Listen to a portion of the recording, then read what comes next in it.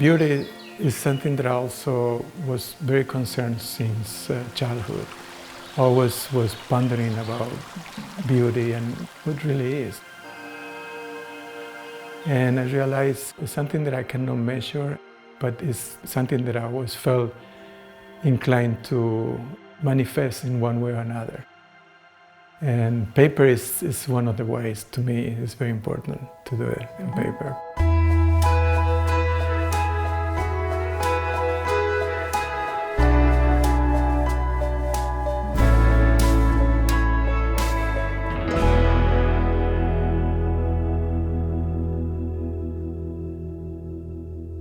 You might think Orcas Island was named for the black and white whales that pass through every summer.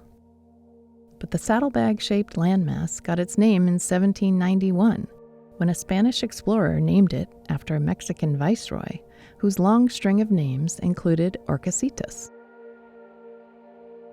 Some 50 years later, a British naval officer shortened that to Orcas.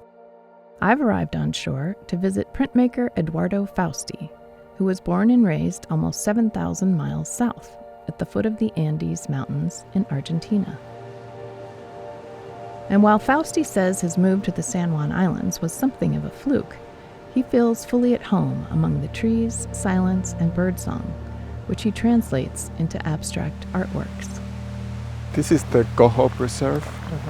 It's special because it's like my secret garden in a way. I love the sounds, as you can hear right now, birds and the crickets. So when we're here and you stop and listen, what are you listening to? Mostly just the real sounds of the natural world. It just brings me inside to a state of peace in a way, and start feeling like I'm just kind of one with the environment. I feel like I am just one more manifestation of this incredible world. From sea level, we climb up to Fausti's home in the Orcas Highlands. Set back in the woods is the simple studio Fausti built to house his printing paraphernalia, including a 1,500-pound press that required special floor reinforcement.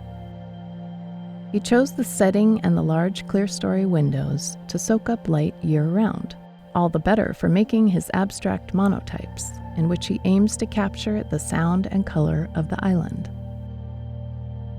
This was for me something that I developed in the island because I felt that I wanted to manifest and express all my discoveries and explorations. They're all kind of different in a way, and they're very colorful, and I think what they're showing is just the energy of the island and the diversity of sights and sounds.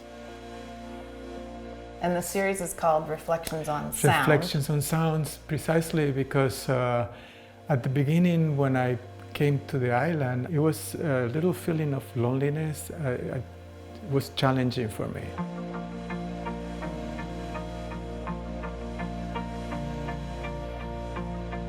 I was so used to be surrounded by so many people, living for so many years in big urban environments. But with time, instead of encountering DAOs in the forest, I started encountering muses, so to speak, in a poetic way. I kind of feel privileged to be in the island, in such a place, and acknowledge that before me, there were people who really took care of the island too. So that is monotype, not monoprint. Exactly. In a sense, they're painting because on the plexiglass, you're actually painting and doesn't have absolutely no marks. There's no indentation, there's nothing. So everything is just right there on the surface of the plexiglass. And once you go through the press, you make a copy, and it's just that unique copy. Fausti went to school for architecture in Argentina, and although he changed course due to the political turmoil in his country, architectural shapes make their way into some of his works. Similarly, a course of calligraphy study in China shows up in the thoughtful swooshes of his paintbrush. So I often look through because it always looks a little different. Oh wow, you really see the colors more. Right, and the composition.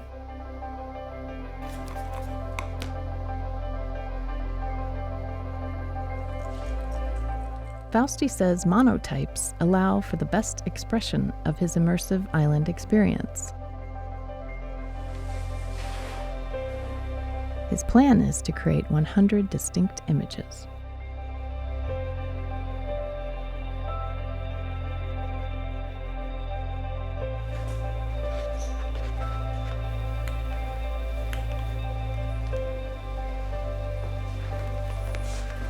Oh, wow.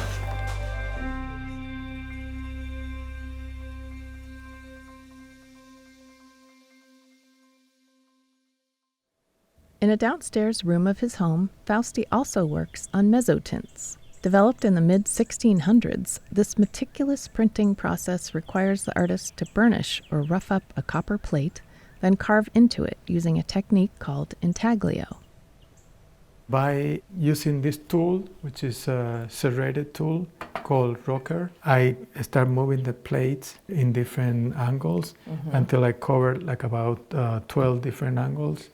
And when I finish that, I turn the plate around and I do the same thing. So in total, I do like about 24 passes. Mezzotints allow for extremely rich darks in printing, which works perfectly with Fausti's interest in capturing celestial bodies, stars, and the night skies on paper. And so with something like this that is a lot of repetitive movement, what is your brain doing? Well, are you thinking about anything? Are you in a different state of mind? It's very time consuming, at the same time it's kind of meditated to do it. I kind of feel more in tune and peaceful when I do it. And right now I'm working on this tiny mezzotint. It's very much like the view that I have from the window here. Yeah. At night, a crescent moon, and the outline of the Douglas firs and other cypress and other trees. This whole subject of the stars and the moons and even Galileo kind of began here in Orcas while I started watching the night skies. They represent, to me, a variety of the sights and sounds of the island. And at the same time, they have a lot of energy because there's a lot of energy in the island. Everything is just moving and very much alive. Shortly before moving here, Fausti had never even heard of the San Juan Islands.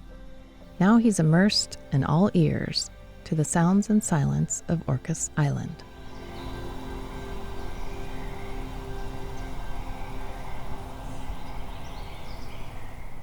Art by Northwest was made possible in part with the support of Visit Bellingham, Whatcom County.